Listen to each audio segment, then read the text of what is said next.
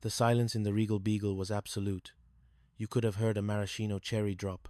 Furley looked at Jack, he looked at Janet, he looked at Larry, who was currently trying to fix his tie. "I knew it," Furley said, his voice surprisingly quiet. "I knew there was too much vibration in that building. My brother Bart is going to be very disappointed." "Mr. Furley, please," Janet said, stepping forward. "We only lied because we wanted to stay together. We're a family." Furley sighed, a long, dramatic sound that seemed to deflate his purple suit. "A family. Tripper, you've caused me more headaches than a bad case of shingles. You lied to my face. You sold my bed.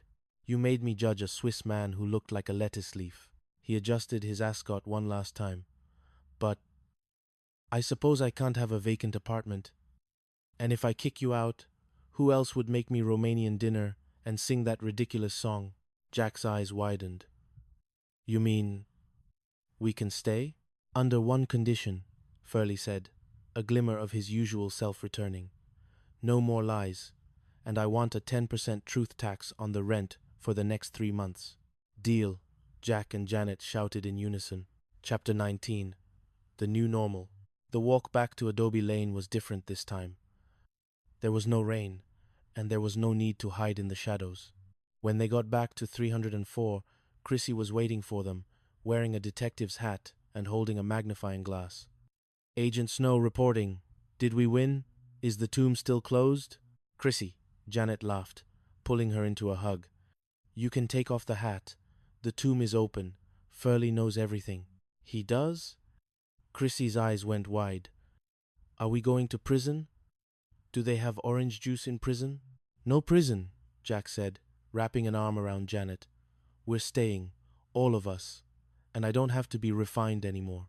"Oh, thank goodness," Chrissy sighed, "because I really wanted to tell you that your silk pajamas are actually very itchy looking."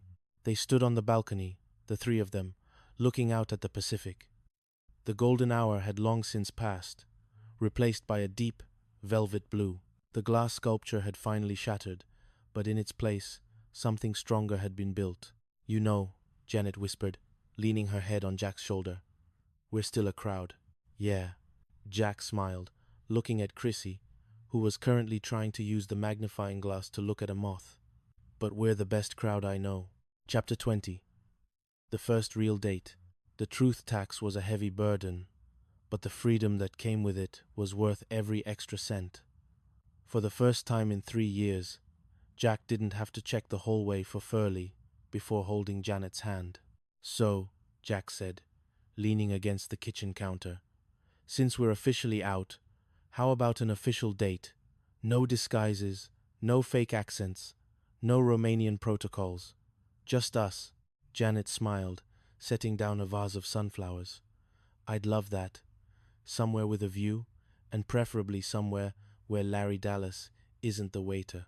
They went to a small Italian bistro tucked away in the hills. For the first hour, they were both unusually shy. Without the frantic energy of a misunderstanding to drive them, they had to navigate the quiet intimacy of being a real couple. "You know," Janet said, swirling her wine, "I keep waiting for someone to jump out of a closet and demand an explanation." "I know the feeling," Jack laughed. "I almost told the waiter I was your sister just out of habit." The evening was perfect until they returned home. Furley was waiting on the stairs, wearing a robe that looked like it was made from recycled disco curtains. "Late, aren't we?"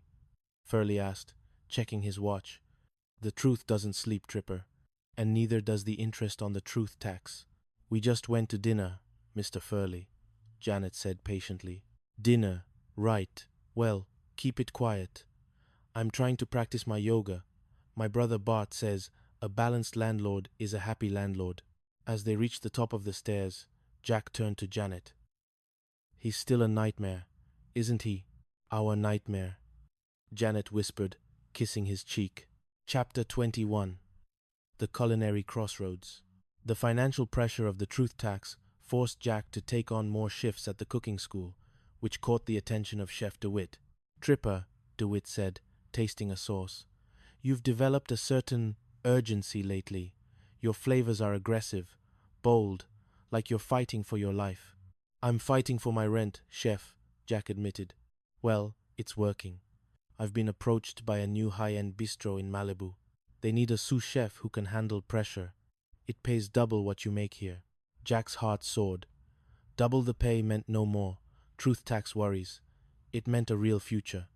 But it also meant 14-hour days, 6 days a week. It meant seeing Janet and Chrissy only in the blurred moments of late night and early morning. He sat on the balcony that night, the Malibu offer weighing heavy in his pocket. Janet found him there, the scent of lavender from the flower shop still clinging to her clothes. "You're quiet," she said, sitting on the stool beside him. "The I have a secret quiet." Jack sighed and told her about the offer.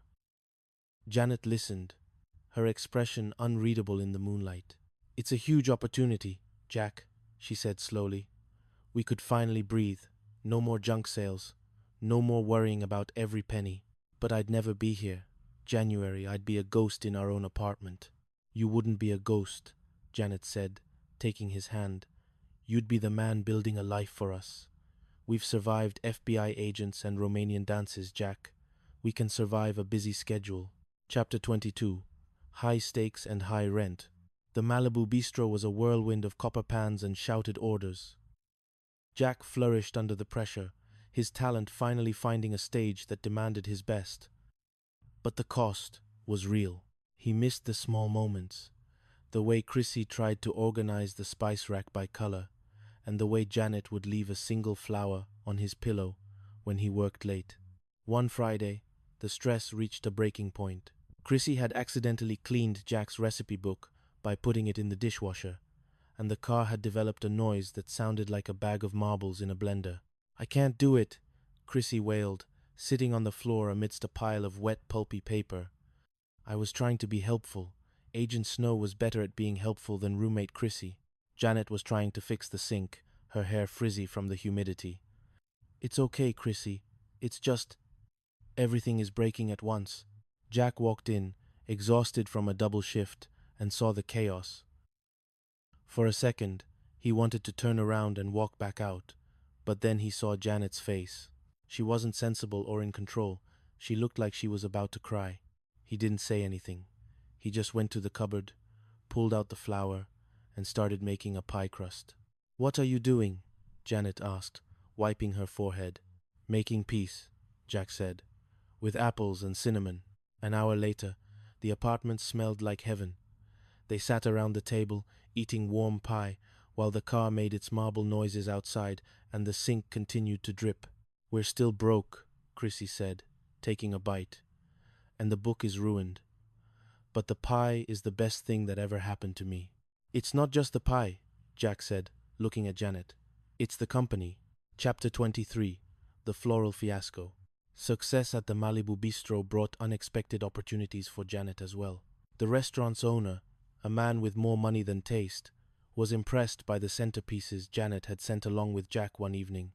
Janet Wood, the owner, boomed during the restaurant's grand opening gala. "I want your shop to handle every event we host. The Malibu Blue floral contract. It's yours if you want it." Janet was stunned. It was the break her shop needed to finally move from the corner lot to a real boutique on the promenade. But as the orders began to flood in, the quiet florist found herself drowning in lilies and logistics. "Jack, I have 3 weddings and the bistro's midnight brunch, all on Saturday," Janet said, her hands stained green from stems. "I haven't slept in 36 hours, and I think I'm starting to hallucinate that the ferns are talking to me." "At least they aren't speaking Latin," Jack joked, trying to lighten the mood, but he saw the exhaustion in her eyes. He was working the line until 2 a.m., and she was starting her deliveries at 4 a.m. They were living in the same apartment, yet they were passing each other like ships in the night. The situation reached a breaking point when Chrissy decided to help by sorting a shipment of rare orchids. "I put them in the hallway where the light was better," Chrissy explained proudly. "And then I opened the window so they could get some fresh sea air." Janet stared at the $2,000 worth of tropical flowers, now wilted and brown from the unexpected Santa Monica cold snap. She didn't scream. She didn't cry. She just sat down on the floor and stared at the petals. Janet, I'm so sorry, Chrissy whispered, her lip trembling. I just wanted to be a good agent. Chapter 24. Stars, Stripes, and Soufflés. The Malibu grand opening was the pinnacle of Jack's career. The guest list was a who's who of Hollywood, and the pressure in the kitchen was enough to boil water without a stove. Tripper, the soufflés for table 4. Now, Chef DeWitt screamed. Jack was in the zone, his movements a blur of precision. It was Ralph Furley, wearing a tuxedo that appeared to be made of crushed sapphire velvet, accompanied by a woman who looked like she'd been carved out of a very expensive piece of mahogany. "Tripper!" Furley shouted, waving his napkin from across the room. "Is that you back there? Come out and meet my date. She's a professional hand model." The kitchen went silent. Chef DeWitt turned toward Jack, his eyes bulging. "Tripper. Who is that? Sapphire Gargoyle? And why is he shouting your name?" He's my landlord, Chef," Jack stammered. "He's very enthusiastic about gastronomy." Furley, never one for boundaries, marched right into the kitchen. "Tripper, boy, this hand model. She's very hungry. She says the vibration in this room is excellent for her cuticles. Where's the bread?" Chaos ensued. Furley accidentally knocked over a tray of sea bass. The hand model began to critique the lighting on the salad bar, and Chef DeWitt appeared to be having a nervous breakdown. "Get him out!" DeWitt roared. "Get him out, or you're fired." Jack looked at Furley, then at the half-finished soufflés, and then at the door where Janet was just arriving with the replacement flowers for the centerpieces. She looked exhausted, her emerald dress slightly rumpled, but she was there. In that moment, Jack realized he didn't care about the Malibu contract. He didn't care about the Hollywood guest list. He cared about the woman standing in the doorway and the ridiculous man in the sapphire suit who, despite everything, was the reason they were still together. "Chef," Jack said, untying his apron, "I'm going to take my landlord and my girlfriend home. We have a pie in the oven that's far more important than these soufflés."